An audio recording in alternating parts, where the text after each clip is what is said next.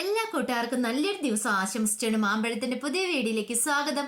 നമുക്ക് നേരെ ഗൗതമിന്റെ അളകനന്ദയുടെയും ഇന്നത്തെ വിശേഷത്തിലേക്ക് പോയാലോ. ഇന്നത്തെ വിശേഷത്തിൽ കാണിച്ചിരിക്കുന്ന മഹേശ്വരൻ ബാലാജിയുടെ അടുത്ത് വിട്ട് ബാലാജി കാലക്കയ്യെ വീണ് പറയുവാണ്, ഗാഥയെ ഉപദ്രവിക്കരുത്, അവൾ എന്റെ ചോരയാന്നൊക്കെ പറയാണ്. പക്ഷെ ഇതൊന്നും കേൾക്കാനായിട്ട് ബാലാജി കൂട്ടാക്കില്ല. ബാലാജി പറഞ്ഞു, അവസാന വാക്കുന്നോണ്ട് ഞാൻ പറയാ, എനിക്ക് അവളെ വിട്ടു തരണം.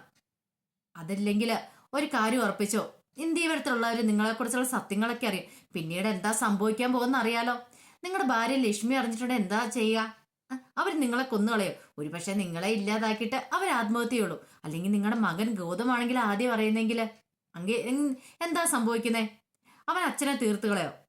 ഒന്ന് ആലോചിച്ച് നോക്കാൻ പറയണ. ഇത് കേട്ട് കഴിഞ്ഞപ്പോഴത്തേനും തന്നെ മഹേഷിന് ഭയങ്കര ടെൻഷനായി. അതെ, ആലോചിക്കാൻ പറഞ്ഞിട്ട് ബാലാജി അങ്ങോട്ട് കയറിപ്പോവാ. മഹേശന് എന്ത് ചെയ്യണം എന്നറിയത്തില്ലാതിരിക്കുമായിരുന്നു. ഈ സമയത്ത് നന്ദയും ഗാഥയും വല്ലാത്ത ടെൻഷൻ. ഇത്ര സമയമായിട്ട് പോയിട്ട് അച്ഛൻ തിരിച്ചു വന്നിട്ടില്ല, എങ്ങോട്ടാ പോയെന്ന് പോലും അറിയില്ല. അപ്പൊ ഗാഥ പറഞ്ഞു, അച്ഛൻ എങ്ങോട്ടാ പോയെന്ന് അറിയത്തില്ല നന്ദേച്ചി, എനിക്ക് പേടിയാണെന്ന് പറയുക. മോള് ടെൻഷൻ അടിക്കാതിരിക്കുക. ഞാൻ നന്ദേച്ചി കൂടിയില്ലേ എന്ന് പറഞ്ഞുകൊണ്ടിരിക്കുന്ന സമയത്താണ് അങ്ങോട്ട് ലക്ഷ്മിയമ്മ കടന്നു വരുന്നേ.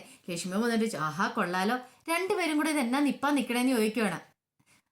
എന്താ അമ്മേന്ന് ചോദിക്കണം. അല്ല, നിനക്ക് ഫുഡൊന്നും കഴിക്കണ്ടേന്ന് ചോദിക്കണം. കഴിക്കാം, അച്ഛൻ വരട്ടെ, അച്ഛൻ വന്നിട്ട് കഴിക്കാന്ന് പറയണം. പിന്നെ അച്ഛൻ വന്നിട്ട് കഴിച്ചു. ഒരു പോക്ക് അങ്ങോട്ട് പോയതാ, എങ്ങോട്ട് പോയെന്നറിയത്തില്ല. അല്ല, രണ്ടുപേരും കൂടെ ഇവിടെ എന്ത് പരിപാടിയായിരുന്നു ചോദിക്കുക. അല്ല, ഞങ്ങൾ ചുമ്മാ ഒന്ന് പഠിക്കുകയൊക്കെ ആയിരുന്നു, നന്ദേച്ചി എനിക്ക് ഓരോ കാര്യങ്ങളൊക്കെ പറഞ്ഞു തരുമായിരുന്നു പറയാം. ഓഹോ, അത് കൊള്ളാലോ. പെട്ടെന്ന് ഇങ്ങനെ താഴേക്ക് നോക്കിട്ട് പറഞ്ഞു, ഓ ഇപ്പൊ പഠിച്ച് പഠിച്ച് ഇപ്പൊ പുസ്തകം എറിഞ്ഞു കളിച്ചാണോ പഠിക്കണേന്ന് ചോദിക്കുകയാണ്. അതെന്താ അമ്മ അങ്ങനെ ചോദിച്ചേ? പെട്ടെന്ന് താഴേക്ക് നോക്കുവാണ്. നന്ദയും ഗാഥയും നോക്കി കഴിയുമ്പോഴത്തേനും ആ ഡയറി എവിടെ കിടക്കുന്നുണ്ട്. ആ കൂടെ ഫോട്ടോ, ഗാഥയും മഹേശ്വരനും കൂടെ നിൽക്കുന്ന ഫോട്ടോ. അതിങ്ങനെ ഇച്ചിരി ദൂരെ നിന്നുകൊണ്ട് ലക്ഷ്മിയമ്മ കണ്ടില്ലാന്ന് തോന്നുന്നു. ലക്ഷ്മിയമ്മ അത്തേലേക്ക് തന്നെ ഇങ്ങനെ നോക്കുവാണ്. ഇത് കണ്ടതും പെട്ടെന്ന് നന്ദ ആ ടെസ്റ്റ് എടുക്കാൻ പോയപ്പം ലക്ഷ്മിയമ്മ പറഞ്ഞു, വേണ്ട മോളെ ഞാൻ എടുക്കാന്നുണ്ട്. വേണ്ടപ്പോൾ ഞാൻ എടുത്തോളാം എന്ന് പറഞ്ഞ് ചാടിപ്പോയി അത് എടുക്കുവാണ്. എന്നിട്ട് ആ ഫോട്ടോ അതിനകത്തേക്ക് ഇങ്ങോട്ട് കയറ്റി വെച്ചു. ലക്ഷ്മിയമ്മ ഇങ്ങനെ നോക്കുന്ന കണ്ടപ്പം ഗാഥയ്ക്കും നന്ദയ്ക്കും ടെൻഷനായിപ്പോയി. ഇനിയിപ്പോൾ ലക്ഷ്മിയമ്മ ആ ഫോട്ടോ കണ്ടിട്ടുണ്ടാവോ, അതാണോ എങ്ങനെ നോക്കണേ? അതെ, ശരി ശരി, പഠനമൊക്കെ മതി, രണ്ടുപേരും കൂടെ താഴേക്ക് അങ്ങോട്ട് ഇറങ്ങി വാന്ന് പറയാ എന്ന് പറഞ്ഞുകൊണ്ട് ലക്ഷ്മിയമ്മ ഇങ്ങനെ നോക്കിയിട്ടങ്ങ് പോവാ. പോയി കഴിഞ്ഞപ്പോഴാണ് സമാധാനമായത് രണ്ടുപേർക്കും. ഈ സമയത്ത് നന്ദ പറഞ്ഞു, എന്നാലും ഇത് എങ്ങനെയാ താഴെ ചാടി? ഒരു പക്ഷെ എന്റെ കയ്യെങ്ങാനും തട്ടി താഴെ ചാടിയതാണെന്ന് അറിയത്തില്ലല്ലോ നന്ദേച്ചി എന്ന് പറയണം. ഇത് കേട്ട് നന്ദ സൂക്ഷിക്കണം. ഇവിടെയുള്ള ഓരോ സമയം നമ്മൾ വളരെ കെയർഫുൾ ആയിരിക്കണം. അറിയാലോ, ഇവിടെ പിങ്കി അവരെല്ലാരും ഉണ്ട്. അവരുടെ കണ്ണിൽ ഒരു കാരണവശാലും ഈ ഫോട്ടോ ഒന്നും പെട്ടിട്ടുണ്ടെങ്കിൽ പിന്നെ എന്താ സംഭവിക്കാന്ന് ഞാൻ പറഞ്ഞു തരേണ്ട ആവശ്യമില്ല ഗാഥയ്ക്കെന്ന് പറയാണ്. ഈ സമയത്ത് മോഹിനിയും പിങ്കിയും കൂടെ ഭയങ്കര ചർച്ചയിലായിരുന്നു. മോഹിനിയോട് പിങ്കി പറഞ്ഞു, ഇവിടെ എന്തൊക്കെയോ നടക്കുന്നുണ്ട് ചെറിയമ്മേ, നമ്മൾ അറിയത്തില്ലാത്ത എന്തൊക്കെയോ കാര്യങ്ങൾ. അതെന്താ പിങ്കി മോൾ അങ്ങനെ പറഞ്ഞേ? അല്ല, ശ്രദ്ധിച്ചിട്ടുണ്ടോ, നന്ദയും ഗാഥയും തമ്മിൽ എന്തോ ഒരു അടുപ്പമുണ്ട്. ഇപ്പൊ അവരെല്ലാം ഒറ്റക്കെട്ടാ. ഇപ്പം ഇതിനകത്ത് ലക്ഷ്മിയമ്മയ്ക്കൂടെ പങ്കുണ്ടോ ചെറിയൊരു സംശയം. ഇത് കേട്ടപ്പോൾ മോഹിനി പറഞ്ഞേ, ലക്ഷ്മിയടുത്തേക്ക് പങ്കുണ്ടെന്ന് തോന്നില്ല. ലക്ഷ്മിയടുത്തി അങ്ങനെയൊന്നുമില്ല. എന്തേലും ഉണ്ടെങ്കിൽ ലക്ഷ്മിയടുത്തേക്ക് ഒളിച്ചു വെക്കാൻ അറിയത്തില്ല. എന്തേലും ഉണ്ടെന്നെങ്കിൽ തുറന്നു പറയുന്ന കൂട്ടത്തില്ല. പക്ഷെ നന്ദയും ഗാഥയും, ആ ഗാഥയുമായിട്ട് എന്തോ ഒരു അടുപ്പമുണ്ട് നന്ദയ്ക്ക്, ശരിയല്ലേ എന്ന് ചോദിക്കുകയാണ്. ഇത് കേട്ട് കഴിഞ്ഞപ്പം മോഹിനി പറഞ്ഞു, ശരിയാണ്, എന്തോ ഒരു അടുപ്പമുണ്ട്. പിങ്കിമോള് പറഞ്ഞു, ശരിയാണ്, നമ്മൾ ഉദ്ദേശിക്കുന്ന പോലെ ഒന്നും അല്ല കാര്യങ്ങള്, അതെന്താന്ന് കണ്ടുപിടിക്കണമെന്ന് പറയാ. ഇത് കേട്ട് കഴിഞ്ഞ് പിങ്കി പറഞ്ഞു, ശരിയാ, അധികം വൈകാതെ തന്നെ അവരുടെ രഹസ്യം നമുക്ക് പുറത്തു കൊണ്ടുവരണം. അവർ തമ്മിൽ ഇപ്പോഴല്ല, വർഷങ്ങളായിട്ട് പരിചയമുള്ളവരെ പോലെ പെരുമാറുന്നേ. അതിനർത്ഥം എന്താ? അവർ തമ്മിൽ എന്തോ ഒരു ബന്ധമുണ്ടെന്നല്ലേ? ഇങ്ങനെ സംസാരിച്ചുകൊണ്ടിരിക്കണ സമയത്താണ് അങ്ങോട്ട് പവിത്ര ഓടി വരുന്നേ. അതെ, ഒരു രസമുണ്ട്, ഇത് ഗാഥേച്ചും നന്ദേച്ചിയും കൂടെ കുറെ സമയമായിട്ട് സിറ്റോട്ടിൽ തന്നെ നോക്കി നിൽക്കുമെന്ന് പറയാണ്. ഫുഡ് കഴിക്കാൻ പോലും പോയിട്ടില്ലെന്ന് പറയണം. അതെന്താ അങ്ങനെ നിൽക്കുന്നത്? അല്ല, ഇവിടെ വലിയ സദ്യയൊക്കെയല്ലേ ഉണ്ടാക്കി വെച്ചേക്കുന്ന ലക്ഷ്മിയമ്മ ഗാഥേച്ചിക്ക് വേണ്ടിയിട്ട്. അപ്പൊ ഇന്ന് സദ്യ കഴിക്കാൻ പോലും കൂട്ടാക്കാതെ രണ്ടുപേരും കൂടെ വല്യച്ഛനെ നോക്കി നിൽക്കുമെന്ന് പറയാണ്. ആഹാ, അത് കൊള്ളാലോ. അപ്പൊ എന്തോ കാര്യമായിട്ടുണ്ടല്ലോ. അവർ രണ്ടുപേരും അത്ര നോക്കി നിൽക്കണമെങ്കിൽ. ഇത് കേട്ട് കഴിഞ്ഞപ്പോ പവിത്ര ഒരു കാര്യം കൂടെ പറഞ്ഞു. നോക്കി നിൽക്കുക മാത്രല്ല, രണ്ടുപേരുടെ മുഖത്ത് നല്ല ടെൻഷൻ ഉണ്ട്. രണ്ടുപേരും പേടിച്ചരണ്ടാ നിൽക്കണേന്ന് പറയാണ്. അപ്പൊ അതിലെന്തോ ഒരു കാര്യം ഇല്ലാതില്ല. ഗാഥ വന്നതിന് ശേഷം ഇവിടെ എന്തൊക്കെയോ ഒരു മാറ്റങ്ങളുണ്ട്. ഇത് കേട്ട മോഹിനി പറഞ്ഞ്, ഗാഥ വന്നതിന് ശേഷം മാത്രമല്ല, ആ നന്ദ വന്നതിന് ശേഷം ഈ കുടുംബത്തിൽ ആകെപ്പാടെ ഒരു അസ്വസ്ഥതയാണ്. അവിടെ ഏത് സമയത്താണ് ഈ കുടുംബത്തിലേക്ക് കയറി വരാൻ തോന്നിയത്? ഇങ്ങനെയൊക്കെ പറഞ്ഞുകൊണ്ടിരിക്കുക. പിങ്കി പറഞ്ഞു, ഇതങ്ങനെ വെറുതെ വിട്ടിട്ട് കാര്യമില്ല. ഒരു പക്ഷേ വെല്ലിച്ചിനെ നോക്കി നിൽക്കുന്നുണ്ടെങ്കിൽ വന്നു കഴിയുമ്പം എന്താ പറയണേന്ന് അറിയത്തില്ല. നമുക്ക് അവരുടെ ഓരോ കാര്യങ്ങൾ നിരീക്ഷിക്കണം എന്ന് പറയാ. പവിത്ര പറഞ്ഞു, അതൊക്കെ എനിക്ക് വിട്ടു നേരെ, ഞാൻ നോക്കിക്കോളാന്ന് പറയാണ്. ഇത് കേട്ട പിങ്കി പറഞ്ഞു, വെറുതെ നോക്കിയിട്ട് കാര്യമില്ല, നന്ദയാണെങ്കിൽ എന്ത് ചെയ്യുന്നു, എന്തൊക്കെ പറയുന്നു, ഫോൺ ചെയ്യുമ്പോൾ എന്തൊക്കെ പറയുന്നു, ആ കാര്യങ്ങളൊക്കെ ശ്രദ്ധിക്കണം. അത് മാത്രമല്ല, അവർ സംസാരിച്ചുകൊണ്ടിരിക്കുന്ന സമയത്ത് നമ്മൾ അവരുടെ തൊട്ടടുത്ത് തന്നെ പോയി നിൽക്കണം. എന്നാലേ അവർ പറയുന്ന കേൾക്കാൻ പറ്റുള്ളൂ. എന്നാലേ നമുക്ക് കാര്യങ്ങളൊക്കെ മനസ്സിലാക്കാൻ പറ്റുള്ളൂ എന്ന് പറയണം. ശരിയാ, പിങ്കി ചേച്ചി പറഞ്ഞ ശരിയാന്ന് പറയണം. അങ്ങനെ അവർ ആ തീരുമാനം എടുക്കുകയാണ്. ഈ സമയത്ത് മഹേഷിന്റെ അടുത്തേക്ക് വീണ്ടും ബാലാജി വരുവാണ്. വന്നിട്ട് ചോദിച്ചു, എന്തായി കാര്യങ്ങൾ തീരുമാനിച്ചു എന്ന് ചോദിക്കണം. അതെ, ഞാൻ പറയുന്നൊന്ന് അനുസരിക്കുക, എനിക്ക് എന്റെ ഗാതമോളെ വേണമെന്ന് പറയാം. ഇതാ ഞാൻ നിങ്ങളോട് പറഞ്ഞ, ഇത്ര സമയം നിങ്ങളോട് ഈ മലയാളമല്ലേ പറഞ്ഞത്. എനിക്ക് അവളെ വിട്ടുതരാൻ പറഞ്ഞു. ഇനി അത് അനുസരിക്കാൻ നിങ്ങൾക്ക് കൂട്ടാക്കുന്നില്ലെങ്കിൽ എന്ത് ചെയ്യണമെന്ന് എനിക്കറിയാം. നിങ്ങൾ പൊക്കോളാൻ പറയണം. ബാലാജി, നിങ്ങൾ ഇനി ഒന്നും വിളിക്കണ്ട. അതെ, ഒരു കാര്യം ഞാൻ പറഞ്ഞേക്കാം, കാതനെ ഞാൻ കൊണ്ടുവന്ന് ഇല്ലാതാക്കാനൊന്നുമല്ല. അവളെ ഞാൻ എവിടെയെങ്കിലും കൊണ്ടുപോയി സേഫ് ആയിട്ട് പാർപ്പിച്ചോളാം. പിന്നെ അവൾക്ക് എവിടെയും ജോലിയും തരപ്പെടുത്തി കൊടുത്ത് അതിനുള്ള ശമ്പളവും കിട്ടിക്കോളും അവൾക്ക്. അവളെ ഈ നാട്ടിൽ കാണത്തില്ലെന്നല്ലേ ഉള്ളൂ. അവളെ ഞാൻ വല്ല ദുബായിക്കോ എങ്ങോട്ടേലും കടത്തിക്കോളാം. അവളുടെ കാര്യത്തിൽ നിങ്ങൾക്ക് ഒരു ടെൻഷനും വേണ്ടെന്ന് പറയാം. ഇനി അതിന് സമ്മതമല്ലെങ്കിൽ ഞാൻ ആദ്യം പറഞ്ഞ പോലെ തന്നെ കാര്യങ്ങളൊക്കെ നടക്കും. പറഞ്ഞു കേട്ടല്ലോ.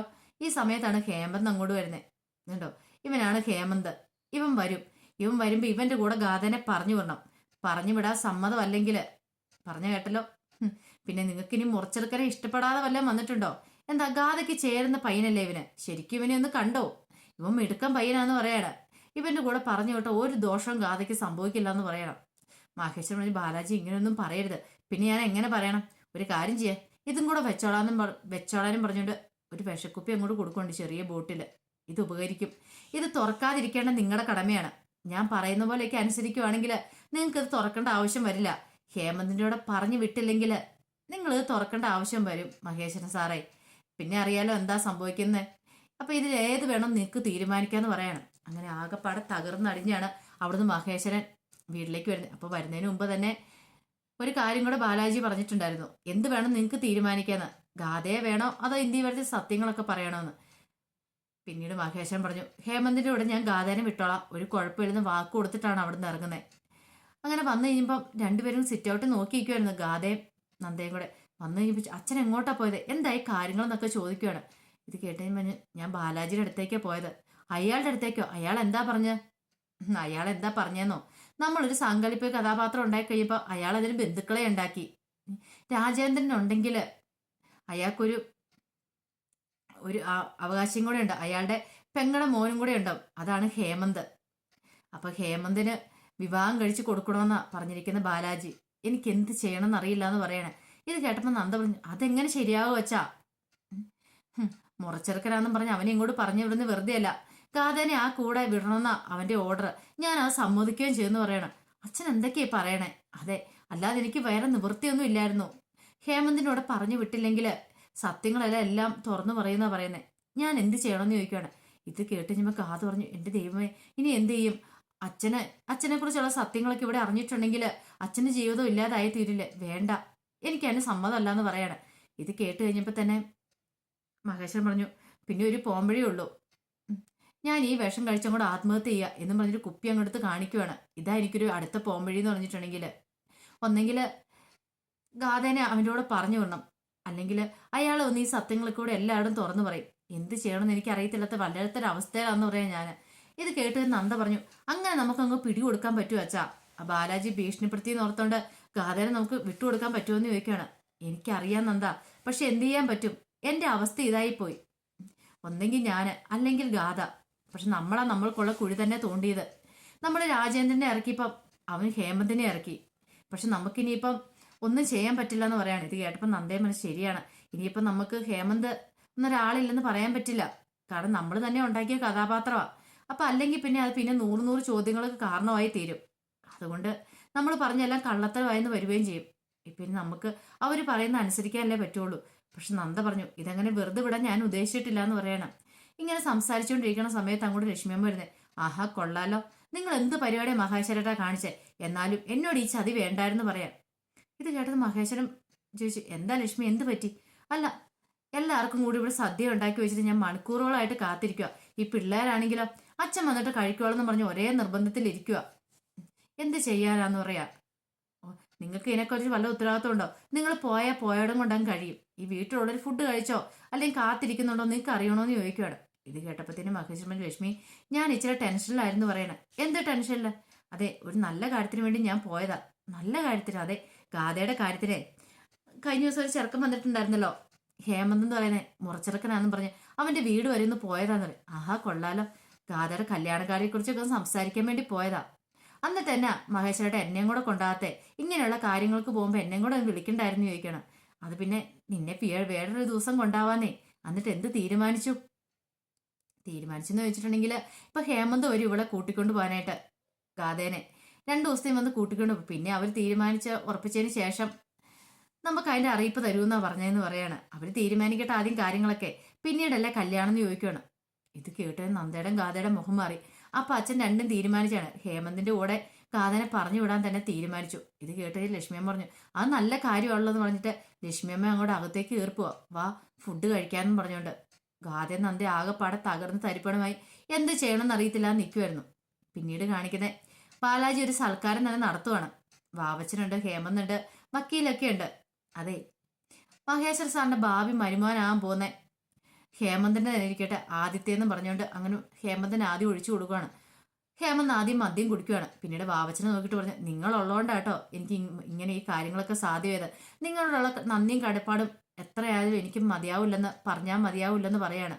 ഇത് കേട്ട് ഞാൻ വക്കീൽ പറഞ്ഞു അതെ ഇതും കൊണ്ടൊന്നും കാര്യങ്ങളൊക്കെ അവസാനിച്ചിട്ടില്ല, കാര്യങ്ങൾ തുടങ്ങിയിട്ടുള്ളതെന്ന് പറയാണ്. ഇത് കേട്ട് ബാലാജി വക്കീലിനെ നോക്കുവാണ്. അപ്പൊ അതിന്റെ വിശേഷങ്ങളൊക്കെ എന്ന് നമ്മൾ കണ്ടത്. ഇതിന്റെ ബാക്കി വിശേഷങ്ങളുമായിട്ട് വൈകുന്നേരത്തെ പ്രൊമോയി വരാട്ടോ. ആദ്യമായിട്ട് കാണുന്നവരാണെങ്കിൽ ചാനൽ ഇഷ്ടപ്പെട്ട സബ്സ്ക്രൈബ് ചെയ്യാൻ മറക്കരുതേ. അതോടൊപ്പം തന്നെ കണ്ടുകൊണ്ടിരിക്കുന്ന എല്ലാവരുടെ സപ്പോർട്ടിലേക്കും തുടർന്നും പ്രതീക്ഷയുണ്ട്. എല്ലാവർക്കും ഒരിക്കൽ കൂടി നല്ലൊരു ദിവസം ആശംസിച്ചു നിർത്തുന്നു. നന്ദി.